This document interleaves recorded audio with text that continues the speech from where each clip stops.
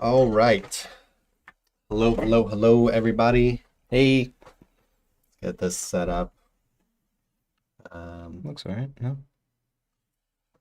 It's going off the screen over here. Hmm. All right. Yeah, hey, everybody. How you doing? Happy, St. Patrick's Day. I was going to say Wednesday, but yeah, happy I St. keep forgetting Patrick's about Day. that. Feel like we should have green beers or something. Hopefully, some of you guys are. You gonna guys go and party? gals. Yeah. Bring Yeah. the wife and kid? Maybe. Yeah. I'm gonna text her now, and I'm gonna see where they want to meet up later. Hell yeah, man. Yeah.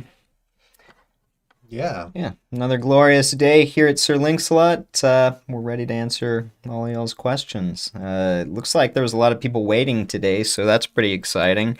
Can just jump into a good amount of stuff. All right, yeah, let's go ahead and just get into it. Yeah, we're gonna stop on time today, guys. So We got a if you busy got day. questions, go ahead and drop them in, and we'll get to you. And yeah, we're gonna be taking off right at about 1 p.m. 1 hour total. All right, let's see what's first. Start with the ones that left in the comments from yesterday.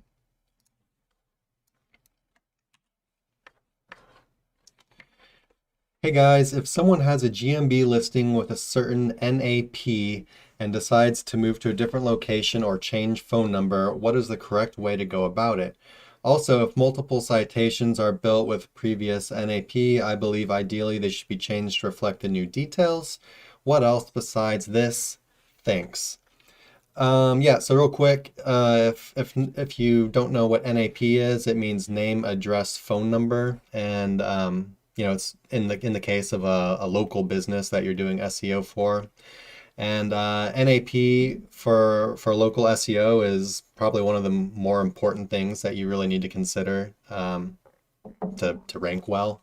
But luckily, it's pretty easy. So yeah, if your client or your business moves location, so your address, your phone number changes, yeah, like you're asking, of course, you want to update your citations, you want to update the GMB listing itself, and you want to update anything on your actual website, so if you have your address in your footer, or if you have like map embeds or anything that where you'd have the name, address, or phone number on your website, you need to go ahead and just change that to reflect the new one.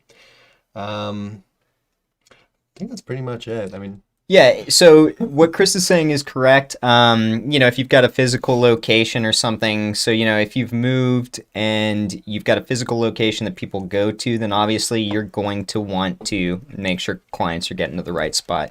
It's probably going to, if you've got rankings for that map pack or that geographic area, it's probably going to hurt your traffic a bit until you get reset up. But another hypothetical, because I've done it recently. Recently, I moved an office, and even though we closed one down, we went ahead and kept that service page up, kept that map pack ranking up, and we're going to keep it that way. And then I just built a new service page to where we moved the office to, and I'm getting that map pack listing you're as such well. a sneaky fella. Well, I mean, I want the phone calls regardless of geographic region. Yeah. We can ship stuff, right? So, That's this actually really business might be smart. a little bit different, but yeah, now we're gonna have two locations, and I'll probably do one here in Austin too.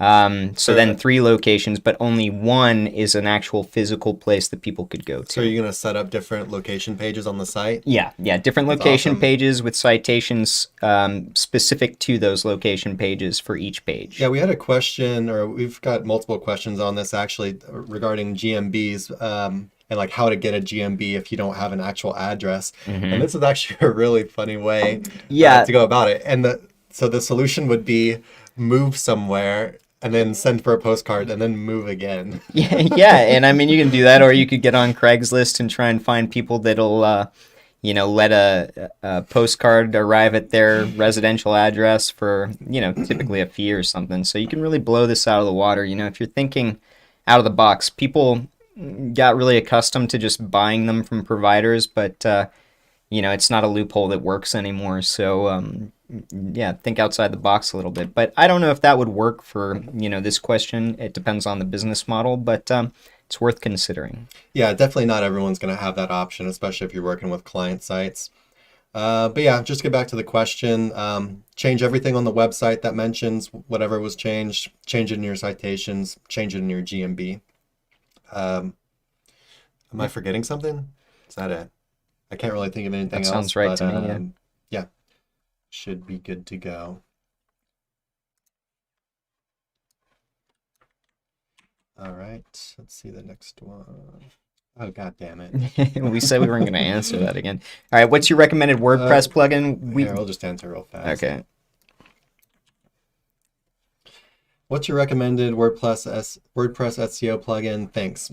It doesn't matter. Just pick whichever one you think has the coolest logo. I'm not being sarcastic. Just literally pick one. Typically, we're talking Yoast or Rank Math, though. Yeah. I personally use Yoast. Same. I'm a creature of habit, as are most other human beings. Yeah, but I don't really have a specific reason, but just pick one. It doesn't matter. Don't buy into the hype. None of them are better unless you're looking into like paid options. If you're doing like e-com or basically just look at the paid options. And if you really need the paid options, which most affiliate marketers do not, but if you do need the paid options, you might want to look into Rank Math, as they offered most of the paid options for free.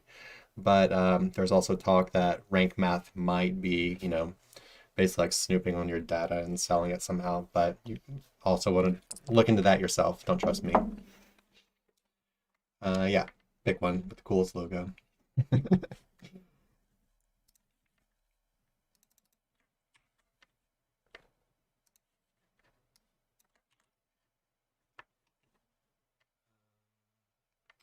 One second.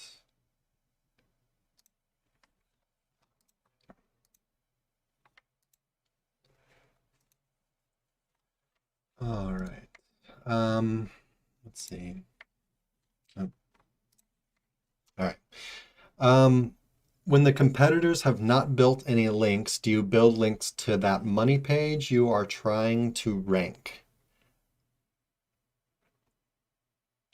So you're just saying that your competitors, the other ranking pages for that term don't have any links. I mean, I build links to everything. Yeah. Building, even if you don't have a big budget, building like one link to that page, if your competitors really have no links, is going to do some work for you. But I'm also kind of a little bit curious about why you're saying your competitors have no links. I don't know if you're saying that the actual inner page URL itself has no links, or if their homepage has no links, or if their site overall has no links. Sorry. Yeah, I got the impression he's talking about an inner page, right? Like, Yeah. it's ranking in the SERPs. But granted, it's not typical that an entire SERP is going to have nothing but competitors with no links. Yeah. I've never seen that ever. You can see some SERPs though where it's all inner pages and they'll all be really light on links, maybe just sure. one or none. So it can definitely happen where the inner page itself has no links. But yeah, they're still ranking because the authority of their entire website. They've built links to their homepage, they have links going to their other pages, and it makes the domain overall, more powerful. So that when they build an inner page, they just rank more easily, sometimes without even needing any backlinks. But if they then go ahead and add a single backlink to that inner page, it's going to make it even more powerful. Right. Yeah, so long as that page is set up well, right? So the content is on point. Maybe you've optimized it using Surfer or something like that. Your on page is good. Getting a quality link to that page is going to give you an advantage. So if your competitor is comparable to you as far as everything else goes, as far as on page goes, then a backlink is going to be of great use to you. So don't be scared just because sometimes we talk about saying inspect the competition first and like kind of base what you're doing off of what they're doing. If the entire SERP is low competition and there's not too many backlinks going to any of these pages, then don't send 100 backlinks to that page, right? Keep it comparable. Maybe just prod with 1 or 2 links here and there. A lot of times too, on high authority sites that I've got, putting up a post is automatically going to rank to page 1, and then I might use 1 or 2 links to get it up even further, or sometimes I just let it sit for time, and I end up overtaking a lot of that SERP. So, you know, kind of up to you, but don't be scared to use a couple links or prod with a couple links. Yeah. Yeah, I don't think I really have much more to add to that. It's really going to depend on your competition, right? And your site. So, the sites that you're competing against, they also might be much larger authority sites with a much higher amount of backlinks overall to their domain. That you might not be able to build that many to your domain, but you might have a bit of a smaller sniper sites, more relevant, more specific, more focused. And then, so, your inner page might actually end up being heavier than their inner pages on links, just because your overall strategy is pretty different than having this massive authority site with tons of, thousands and thousands of backlinks overall. So yeah, check out your competition, and then like Nick said, just prod. You don't need to go nuts with it. Just kind of start poking and see how things react.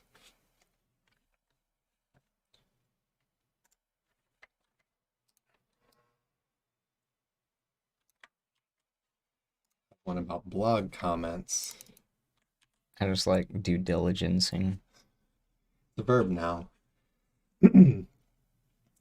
While due diligencing a site, I found that most links are from forum sites, not spammy/automated forum links, but do follow links coming from niche relevant forums in the DR 20 to 60 range.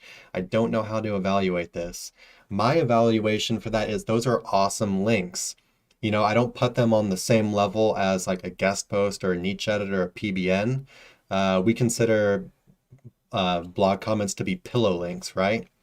Well, these are forum Forum links, yeah. I consider forum links even a step up from blog comments. Yeah, because they can be ongoing, right? So when you're getting chatter, if something's getting pressed, it's going to be discussed in a lot of forums too, and you can add a ton of relevance by being in the right forums depending on your niche. Yeah. No, a lot of, forum, I feel like forums, you never hear people talk about forum links at all anymore, really. You hear people talk about blog commenting. Normally they just say, oh, blog comments are horrible. I think it's because the main people we talk to are trying to automate a lot of this stuff, right? And so, in order to be in all these forums and really be active, unless you're paying like a VA to do it or something, or even if you're paying a VA, it takes a lot of time, a lot of energy, right? A lot of these forums that are of higher quality have a lot of stipulations about adding links and stuff to stop this from happening. You might have to become a member, and then you might have to have like 5 or 10 posts before they allow you to include URLs in your links and stuff. You might have to be a member for 2 weeks or something before you can include URLs. They're basically just trying to keep out link spammers. But yeah, I actually really like a nice forum link. I think they're awesome. Yeah, and especially if people are talking about these things in a thread, it adds a lot of relevance depending on what they're talking about, what they're linking back to, and all of that is, Google takes note of all of that and categorizes it, as far as relevance, trust, and power. Yeah, and on most forums it'll still be UGC, user generated content, but like you're saying in the question, there do follow. They're niche relevant forums, and then DR 20 to 60. I think those are awesome pillow links.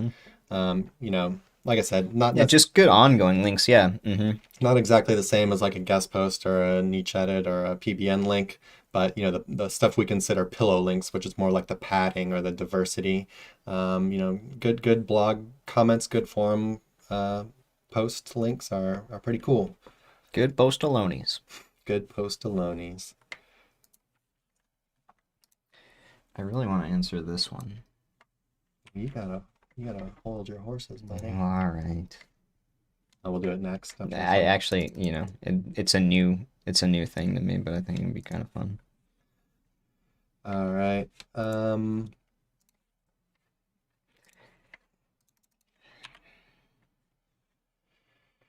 What do you think is best? Giving a strong link to the homepage from time to time, or just creating links on different money pages? We've already answered this one a whole bunch, but I guess we'll touch on it again real quick. You want to be linking to both. We like linking to the homepage quite a lot. especially in the beginning stages of the link building process, and then linking to money pages much more carefully. Basically, just don't want to get them too heavy on links. So yeah, both are awesome. It just kind of depends on exactly what you're trying to do, and you need to be doing a little bit of both. Yeah, to keep things naturally, I mean, typically a website's going to get majority of its links to the homepage. That, there is a mold that can be broken every once in a while, but As far as we build links, I know we don't normally do percentages, but no, but but 80/20 rule probably. I would probably especially in the beginning stages of a site, I would say like the 80% homepage. Yeah.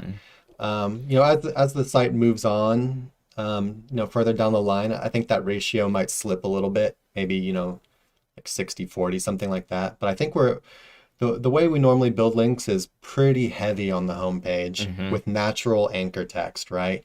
That's your branded anchors, your URL anchors, and your miscellaneous anchors like click here or just some kind of long tail type thing. Non-money anchors to your homepage. Um, these add a lot of value, and Google has been valuing these types of things more heavily as time goes on, because it's what natural sites get. Natural sites get a ton of branded anchors, URL anchors, generic stuff. It's not just a ton of money anchors. So it really helps things to look natural, and it helps things look natural, but it's also building the authority of your domain overall. So it's just a very good, safe bet for facilitating the ranking process over time safely without issues, right? Yeah, whenever I see questions like this, it's, I think, important to stress, like, consider your link building campaigns as ongoing.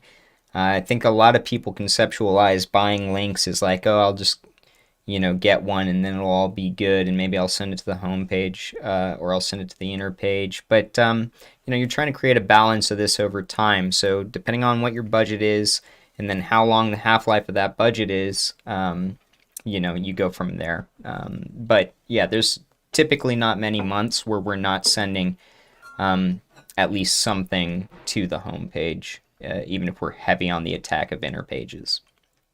Yeah. And just another thing, it also kind of depends like what your site is currently doing, right? If your site is currently like having some issues and it's like, on your Ahrefs graph, it's going down and you're losing some keywords and traffic or something, we end up going much heavier to the homepage on links for that month. Versus if things are kind of on the up and up, and the site has just been steadily gaining the keywords and the traffic, then we might switch to be more targeted on inner pages. So that could be a factor as well. It's like basically your site's current health, or what it's currently doing as far as adding new keywords and traffic goes. Anything else? I think that's it.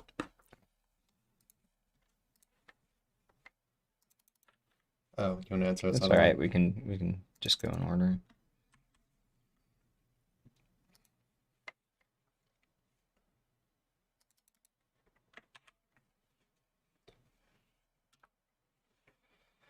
What's the difference between a good PBN network and a bad or low quality PBN network?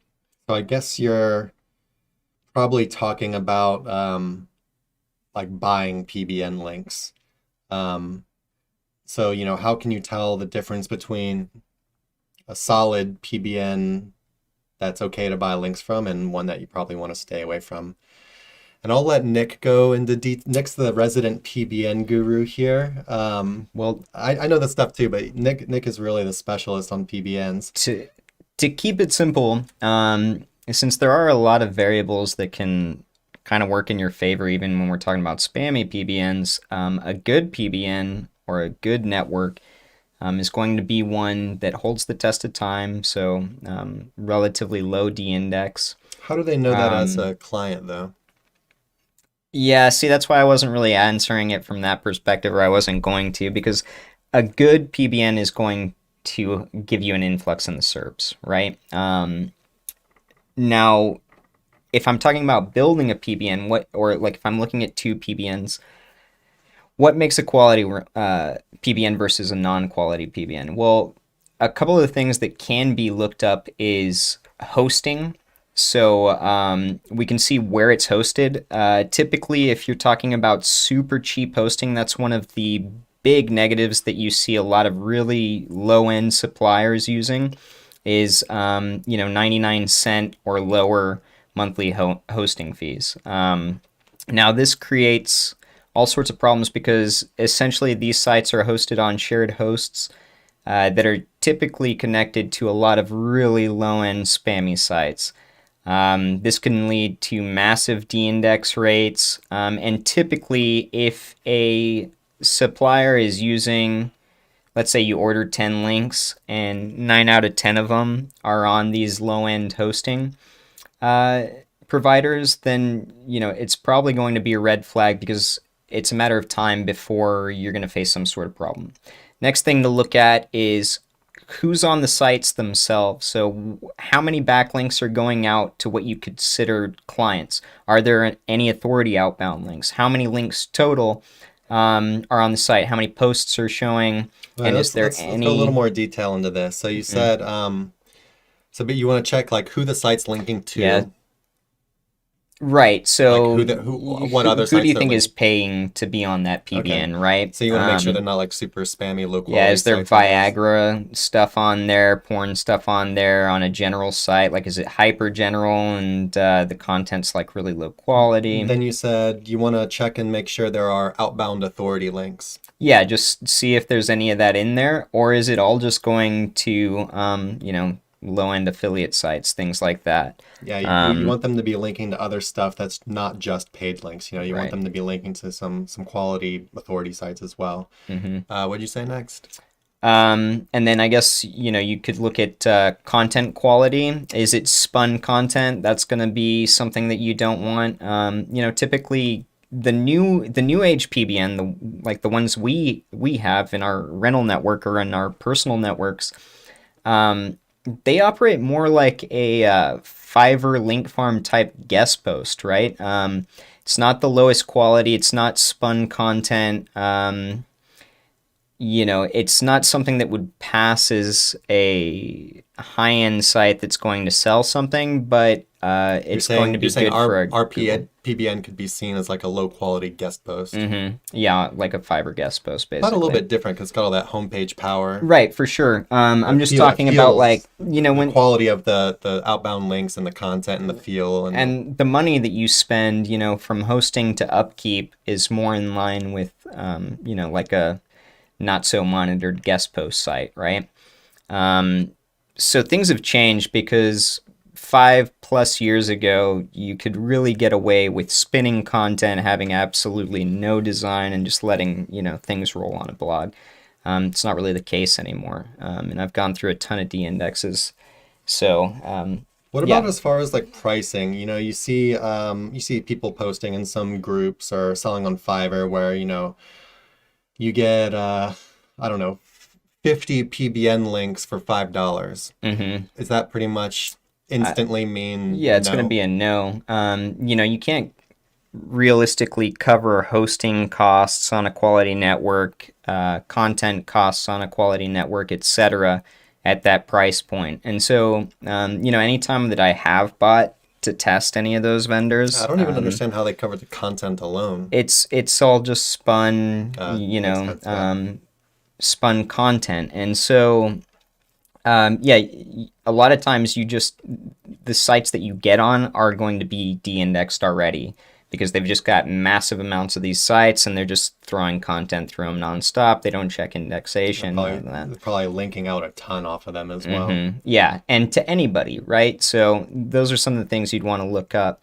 I'd say those are the majority points that are going to set off a quality PBN to a non-quality.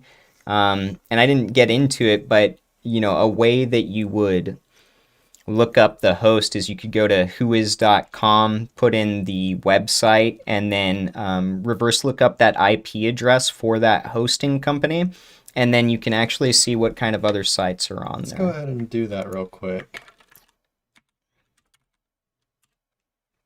Well, I guess we can't do it to a PBN. Yeah. But It's fine. we could look up a random site real I'll quick, make right? something later for it. Dog toys. We'll look up this random dog toy site. That works, right? Sure. Let me get that off the screen for you. Yeah, so you this go is to new. what? Is it? Yeah. They Usually changed it's right something? here. Yeah. Yeah, so go to whois.com/whois. Enter the domain name you want to search for. What are we looking for? So we know it's on Dynect, but where's an IP address that we can trace back? Go down. Going. I'm going to search for IP. It doesn't have IP on here anywhere. Oh, really? Or it doesn't. Maybe it's in here. No.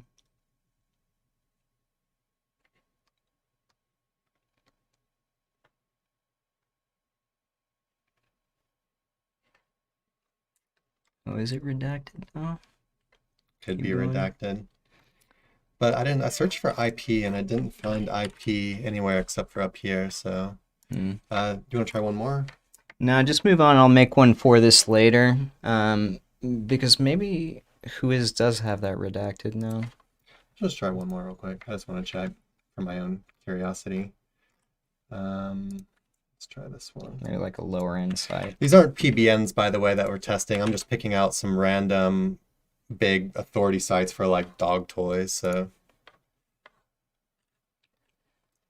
Well, that's a weird set of name servers there. Keep going down, and if not, we might be able to look it up via the name servers by doing a search that way. IP not listed anywhere, at least as a label anywhere. Yeah. You could maybe put these in Google, and then Like this. no, that's why I was saying, just let me. Yeah, I'm gonna have to look it up later. Guess we haven't snooped on anyone's PBN in a long time. No, but typically, like, I would just do it through there. So, yeah, I don't know. Anyway, yeah, you guys can fool around if you really feel like checking on someone's PBN, or you could just ask them, right? You could ask, you know, where your PBN's hosted, and they could lie to you, I guess, but you can at least try to ask. All right. Anything else to say about PBNs? Or going to the next one? Basically it.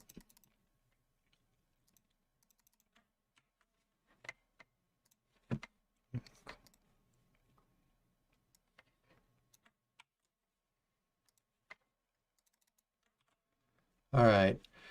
Would you give do follow backlinks to high authority websites? And if yes, why?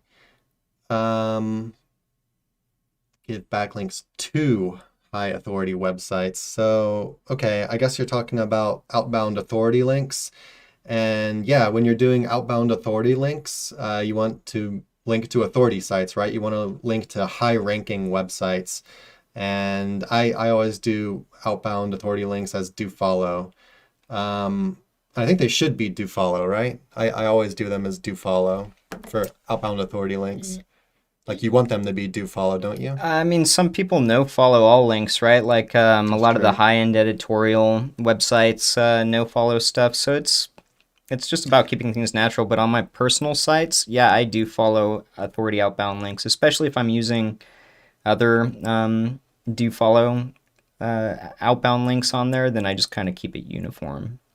You could also, you know, mix it up a bit. You could do some no follow, some do follow if you want. I don't really think it's going to make a huge deal if some of them are no follow, but in general, when I'm doing outbound authority links, I do all of them as do follow. And yeah, linking to authority sites.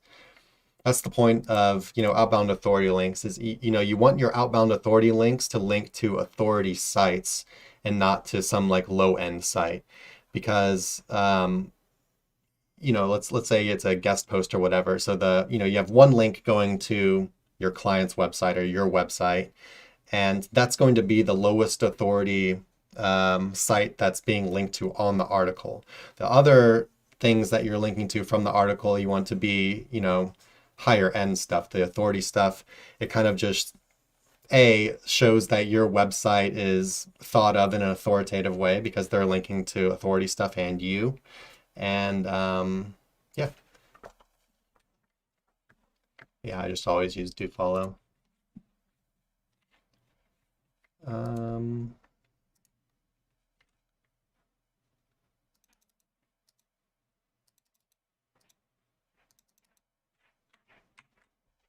Wait for Nick to come back.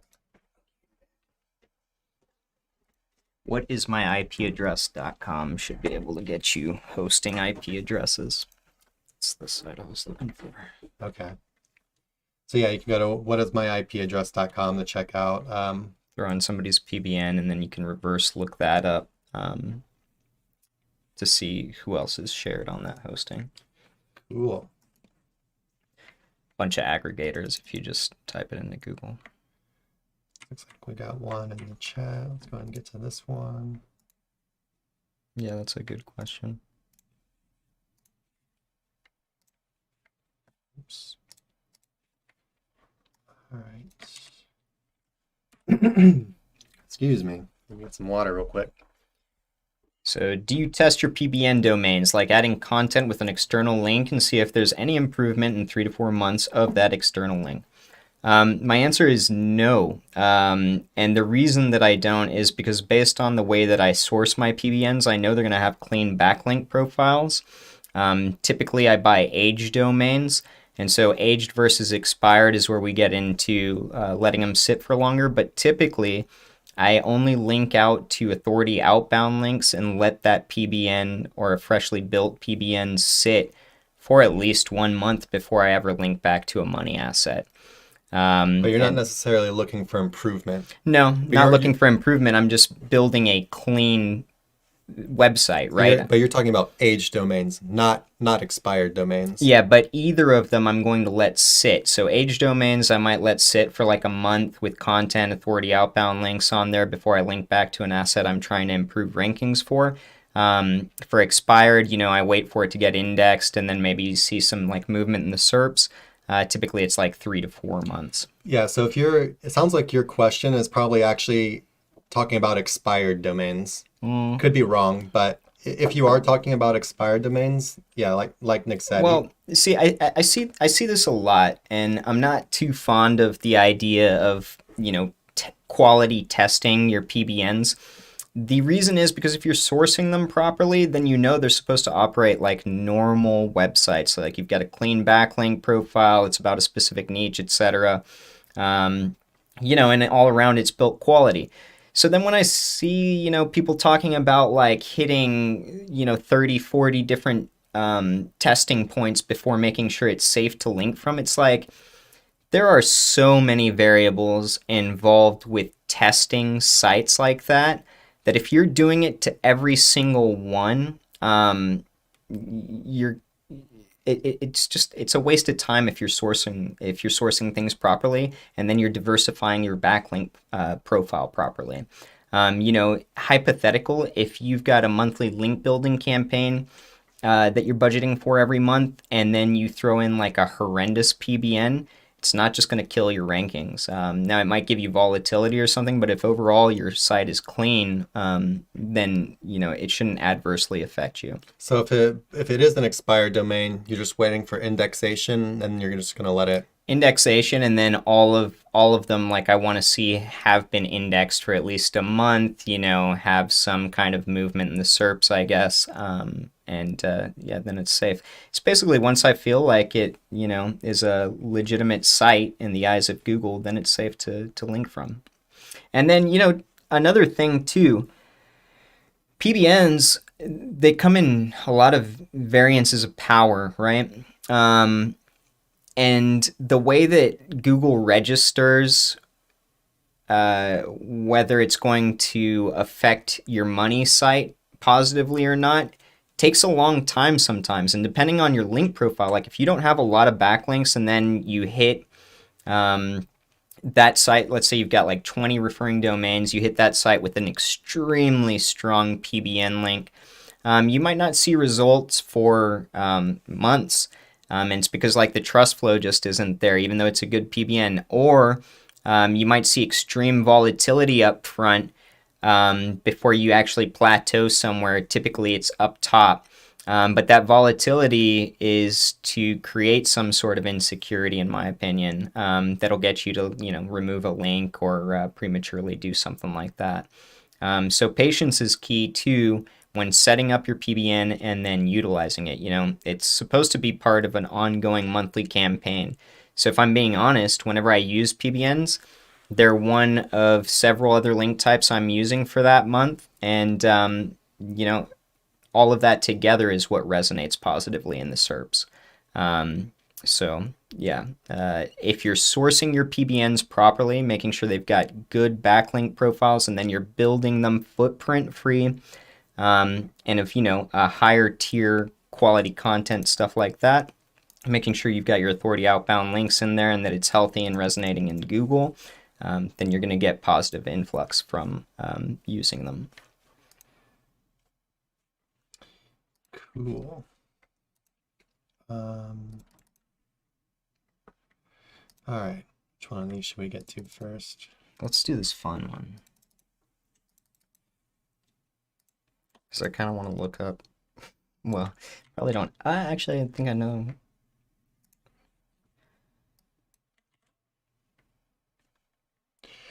All right. Just need a little clarity. Is it an 8,000 word article going? Oh, that's two. Oops. Two of them. We can start off with. Make sure I didn't.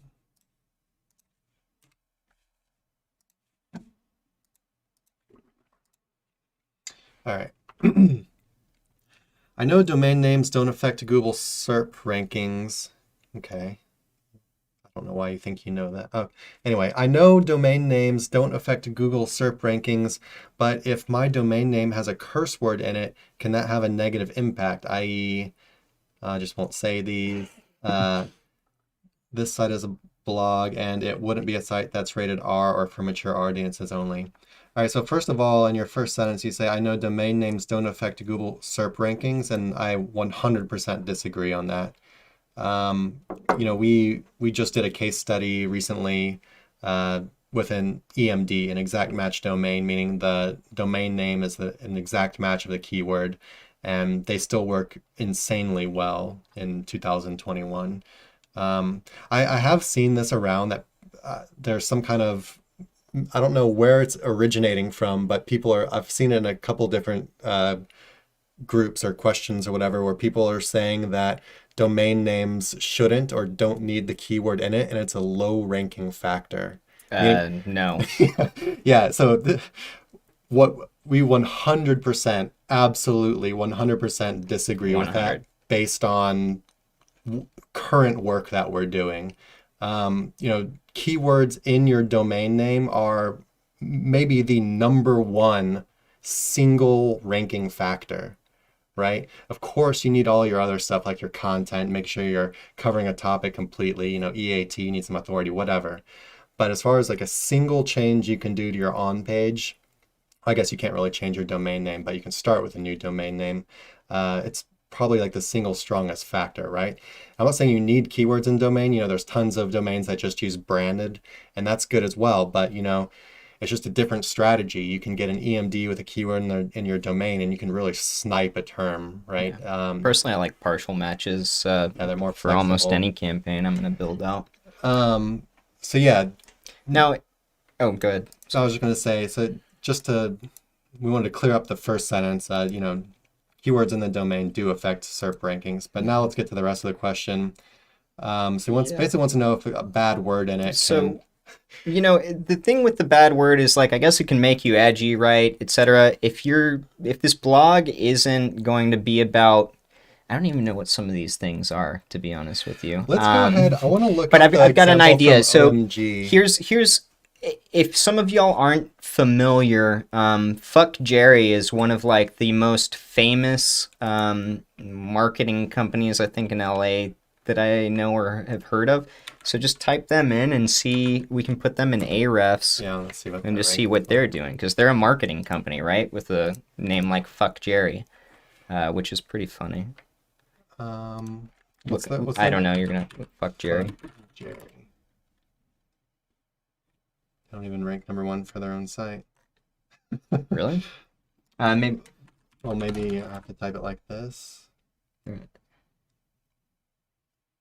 They don't have a website? Let's Well, based on this, I'm gonna say no, that's not I a don't- good start. yeah, it's not a good start. Or did they change? They changed their name, I guess. Damn. Yeah, I don't know about that one. So let's look for what's something else. Well, I want to, from OMG Machines a long time ago, Greg, OMG Machines is like another SEO, they do like courses and stuff. But Greg had the one example site, Miami SEO Oh, bitch. Yeah, Miami SEO bitch. That So one I'm gonna see if was ranking forever. So you just search for Miami SEO, which is a competitive term, right? So let's go ahead and we'll look at it over here. Are they still up there though? So Oh yeah, there she is. Miami SEO, anyone who does SEO knows that, these are some of the more competitive terms because you're ranking against other SEO companies. And then let's scroll down. Check this website or any of these. No. No. Well, it's the local pack. Yeah, you don't have to open them. Anyway, either way, yeah, she's here. Keep going. Here we go. They're ranking number 4. So right here, MiamiSEOBitch.com. And if you guys weren't too familiar with OMG Machines, Miami was a big thing for them. So there was a lot of ranking for Miami SEO was like a big topic for quite some time. And then when this came on the scene, it caused a bit of a stir. But I guess this would be an answer for this, which is, it's ranking, and it's not R-rated content either. Let's check out the site. Yeah, so the site's actually, as far as I remember, I think they've actually upgraded it a whole lot. Here's Mike. It's pretty bad. But yeah, I mean, it's a normal website, right? It doesn't have like adult content or on it or anything. I wonder if bitch even appears on this page. Yeah, it I guess does. they have to All over include the their place. Or six times. times. But yeah, I mean, it is their brand name, so SEO bitch. That's just so funny. It is. Yeah, shout out to Greg. I doubt he'll see this video, but Yeah, we've been huge fans a long time. So yeah. I think I kind of, some of the first stuff I kind of learned from was some stuff I saw from Greg. Yeah. And yeah, he actually made this site in the very beginning, and it was a lot worse than this. It was such a horrible website, but he just made it just to test it. He just wanted to see what he could do with a bad word in the domain, and then I think he was pointing a bunch of PBNs at it. That's funny. And he was actually ranking number one for Miami SEO against these like companies with actually real websites. And he had it looked like a website from like the 90s with like the content was horrible. It was like, he had done like no on page to it except like changing like the H1 and like. And that was like 2 years ago, wasn't it? Like when I No, first saw it's the even site? longer than that, I think. It's crazy. Yeah, Yeah, so it's been up this whole time. it's I probably mean, like 4 or 5 years ago. Let's see if it's in the map pack at all, like in the background a little bit, because I thought he had map pack, right? Or she had map pack. I don't even know who owns it. It's a he now. Okay.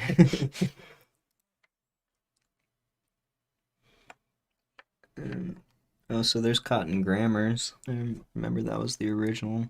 I haven't seen anything from him in a long time. No, He's still around? I don't know. I mean, I guess so. Looks like it. Is any of these them? Well, hover over the website and we'll see it down here. Karma Snack, Miami SEO Geek, SEO Miami.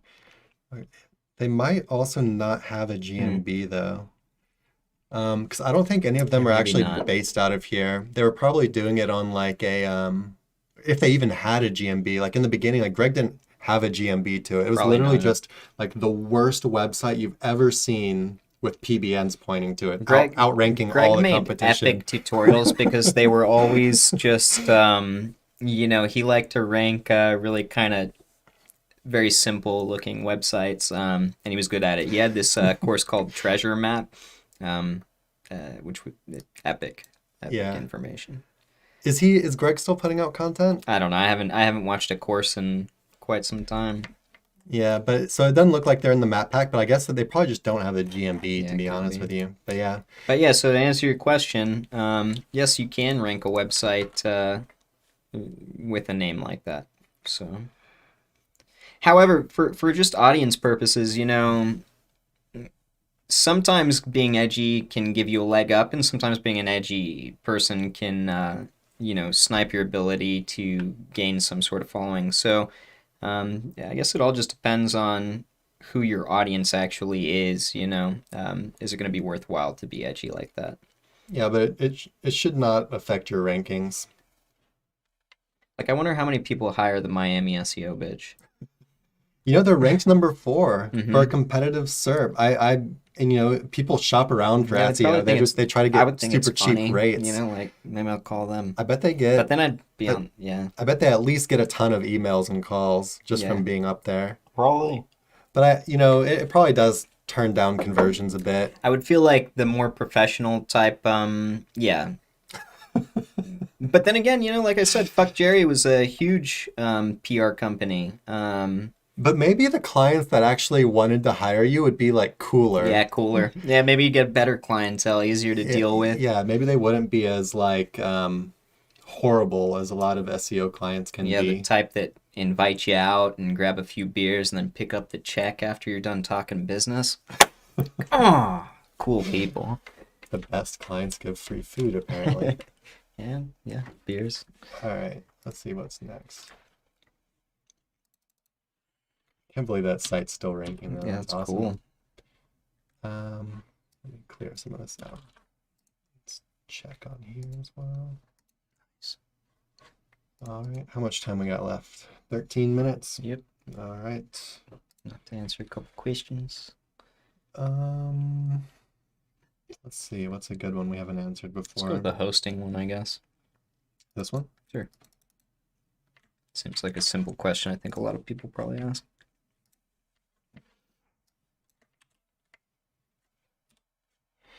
If I switch hosts, will it affect my search engine ranking? Yeah, so it's going to depend on, are you switching seamlessly, meaning both hosts are set up and then you've transferred the site so that there's no downtime on the site, right? And even a little bit of downtime isn't going to crash your ranking. The main thing that you're going to be looking for is, the quality of the host. Is it comparable to the one that you're currently on? Is it steady and reliable, good uptime, etc.? And if so, then so long as you do everything seamlessly and you don't break like SSL or anything like that, you're going to be fine with the switch. So pretty simple. Yeah, I don't feel like I really have much to add to that. Like Nick was saying, what would cause your search engine ranking to really change would be if there was like considerable downtime or if it was not a seamless transition, right? Or you went from like Namecheap quality hosting down to some 99-cent backdoor hosting with a bunch of nefarious stuff like low quality PBNs and porn on it. Yeah, so Yeah, if it's a site you care about, keep it on quality host and you shouldn't run into any issues. Yeah, and if you're doing this on a client site and you've never done it before, you might want to go ahead and do like a practice run on some kind of domain, right? You don't want to just especially if you're doing it on a client site, you don't want to just like jump in and start like pulling on, messing with stuff that could really affect their business. But even if it did, It depends on how big the site is, because if you've got like 100,000 monthly traffic true. and going down is going to affect sales, or 100,000 plus, that's way different than if it's a little local site that's going down for 30 minutes. I was and gonna nobody noticed. say that even if it did not work out, if it was not a seamless transition, you should be able to like figure it out. But I guess I shouldn't assume you'd be able to figure it out quickly. So yeah, probably best to practice on non-client sites And then first. make sure you're dotting your I's and crossing your T's. So if there's like 301 domains or anything like that involved, make sure that you've got all that information laid out in front of you and you're, migrating all that seamlessly as well. So it depends on how simple of a site you're migrating, but overall, yeah, switching hosts is not going to kill your rankings. What do you think about like just doing like a practice run? Like they could like migrate the It's they could like it's migrate the so entire site and then like test it just to make sure it's like up and running well before like actually well. So like the process is you've got it on this host, you've got your domain at whatever registrar, you purchase this host, transfer the files over to this host before switching name servers over so that there is no downtime, right? And then, yeah, you're going to want to make sure that everything is operating properly because sometimes even depending on how you file transfer, there can be issues there as well. Like I transferred a site this morning, and then we realized one of the 301s, wasn't working properly after the transfer. you The change thing the is, hosting? I sold the domain to somebody. Oh, okay. Yeah. All right. See what's next. Let's go with that 8,000 word one. So I feel like that was something that I got stuck on early on too.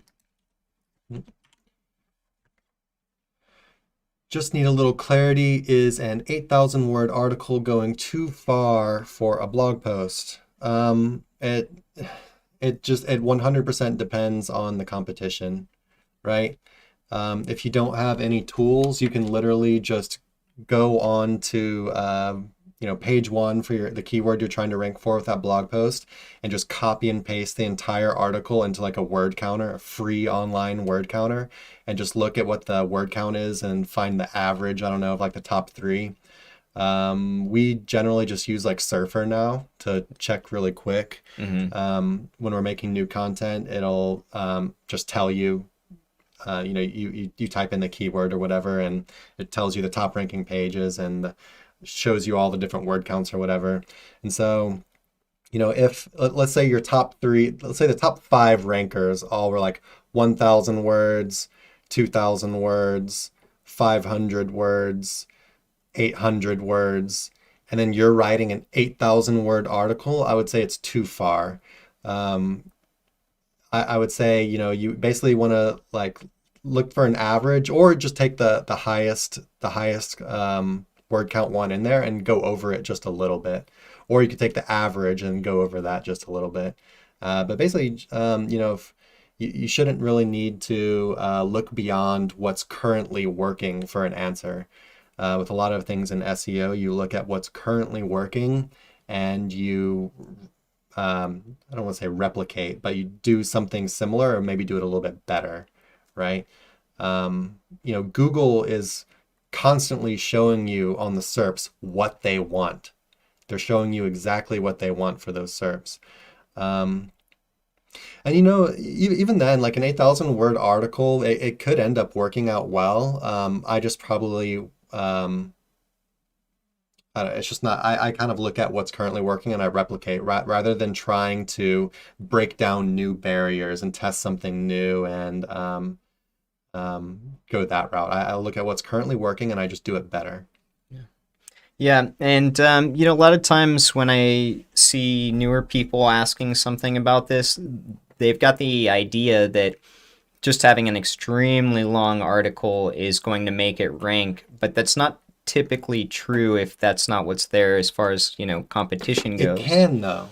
It can. It can, but yeah. it's kind of a gamble, right? Or not a gamble. It's kind of a gamble. You don't really know what you're getting into. Google could say, "Oh, hey, whoa, these guys did an 8,000 word article. That's awesome." Or they could say, "Hey, this article does not like the other ones we like, so get out of here." Yeah. But more often than not, when I see newer people asking that, it's because they expect an 8,000 word article to just auto rank. But really, Google's pretty decent at kind of rationalizing what these 8,000 words are about. And typically when I see articles that long, they're trying to go after a SERP that can they can be a lot more concise with this information. And what ends up happening is Google bots get kind of confused about what category this is supposed to break down into, right? Because 8,000 words could hypothetically be, 4 articles or 5 articles, depending on what the topics are. What's important about that is doing SERP research and seeing what works in those SERPs and how Google itself categorizes these bits of information. So if, the SERP shows for or several other money sites ranking with 8,000 word plus articles, then that's a good sign that this would be, good for that. If you notice that your competitors have the same information, but they're broken down into multiple pages, then if they're doing well in the SERPs, then it's probably a good idea to emulate what they're doing. Yeah, that's what I was about to bring up. You also want to, when you look at the SERP for your keyword, you want to see basically what kind of articles are ranking. Are they basically like articles that are centered around just that keyword, or are they articles that, is there any article in there that's more of a conglomeration type post where they could have one big article that's actually ranking like individually for different keywords, and Google's allowing that. So you basically want to look at what Google's currently allowing. And like I said, you could actually be successful with this, and you could be the first one to do it. That's just not the way I think either of us really go about SEO, because as far as like time-tested strategy goes, you look at what's working, and you base what your strategy is off of what's currently working. I can think of one asset that I had a while back where I did create these giant posts to try and attack a bunch of different SERPs. And what I came to find with that particular asset was when I decided to break them down and separate them and target different SERPs with them, the site ended up doing a whole lot better. So yeah, just ends up what Google, expects and wants, and has classically accepted. They might not even really have a reason for, wanting smaller articles. It's just what they've kind of, over time, it's what the algorithm has learned to want for that SERP. So it's not really a solid reason why. It's just what the algorithm knows at that point in time. Doesn't mean that it can't change, and that it could very well change in the future as more content is added and the algorithm pieces more stuff together and learns about the topic more and all that. But yeah, look at what's working. Did we get any questions? I think we have time for one more. All right, yeah, let's grab one more. We answered indexation stuff. Yeah. Yeah, right.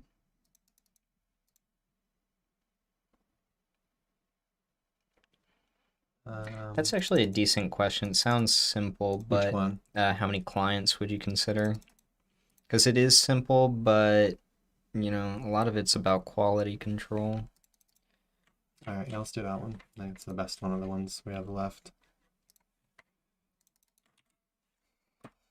All right, how many clients would you consider to be a lot of clients for SEO? Yeah, it's going to completely depend on you, Right. and like what you have going at this point in time, what you're able to handle, really, right? If you're doing everything yourself, you are probably going to have a pretty hard time handling more than a handful of clients.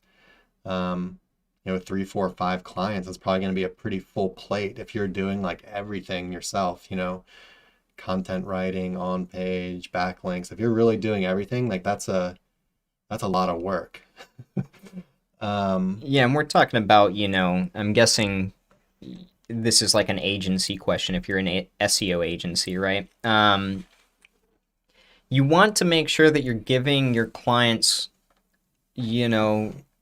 a decent amount of quality, meaning that you're going to be pouring time into these assets regardless.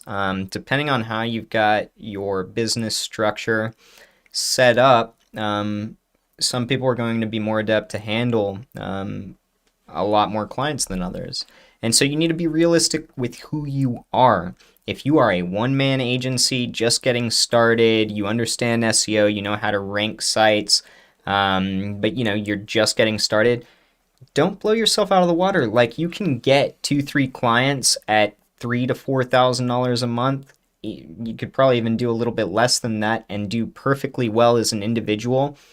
Get your bearings, make sure that as you go, you're setting up new and improved systems all the time that are going to help you build towards having more clients, right? So roll your money, make sure that you're paying attention to what your clients need, but yeah, it like Chris said, it's all up to you.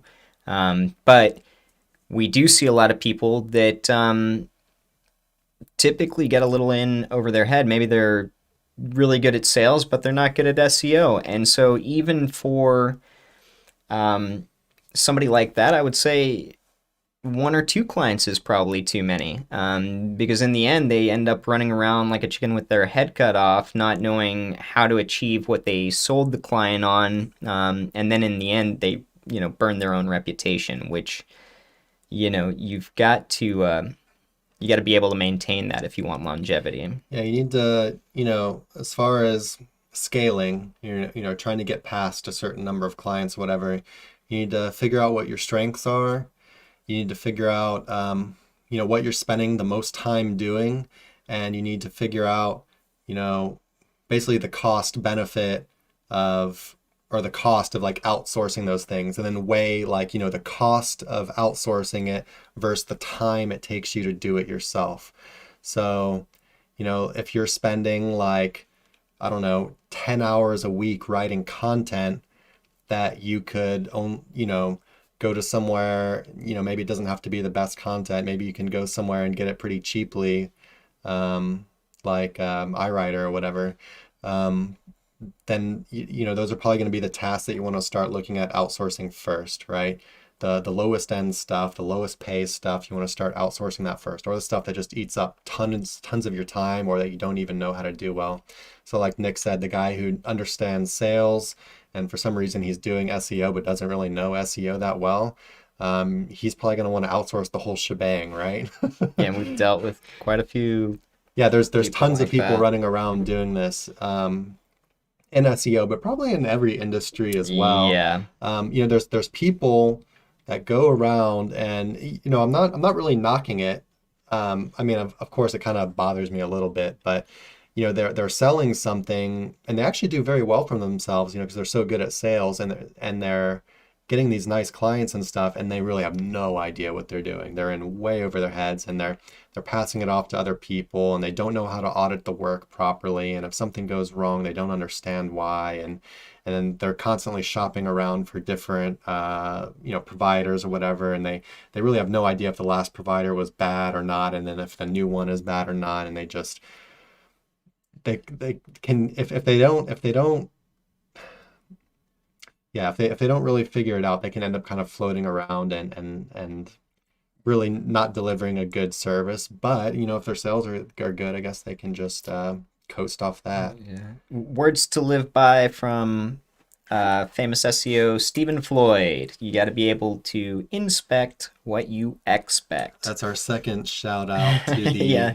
I don't even know if they're all in OMG machines anymore, but that's our second yeah, I shout don't out to what at least used to be OMG machines. Yeah.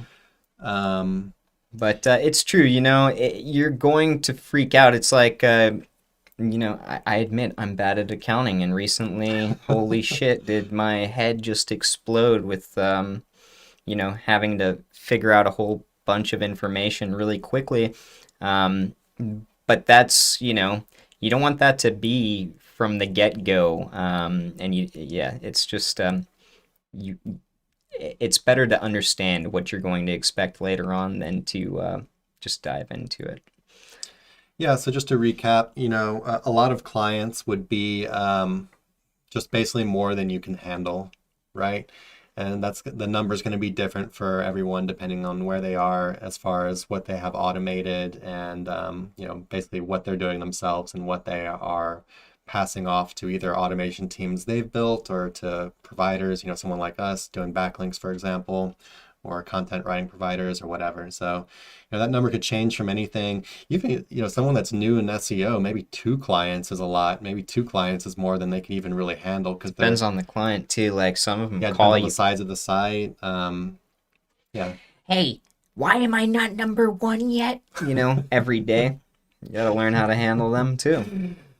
Oh, that question's never gonna not piss me off. Yeah. I don't think it matters like how long I'm involved in this industry for. I don't think it's ever going to like not trigger me when I read it. Anybody interested in being an SEO should probably go to like a silent meditation retreat for like a week beforehand just to practice patience. Because the truth is, a lot of the times, the stock market's kind of like been making me feel the same way, but it's just about, sitting and waiting and analyzing thing rationally and not freaking out. Because when you freak out, that's when you make your biggest mistakes. Happens all the time in SEO. So, yeah. Yes, sir. Well, guys, I think that's about it for today. So yeah, we're gonna go ahead and call it there. If you haven't already, join our Facebook group, SEO Roundtable. If you're watching on YouTube, like, comment, subscribe, all that good stuff. And we'll see you next week, same time, same place. We do every Wednesday, 12 p.m. Central Time, answering any and all SEO questions. St. Patty's Day, baby, get out there, have some fun. Go enjoy St. Patty's Day and hopefully forget all the clients you have asking you how long to rank. Later.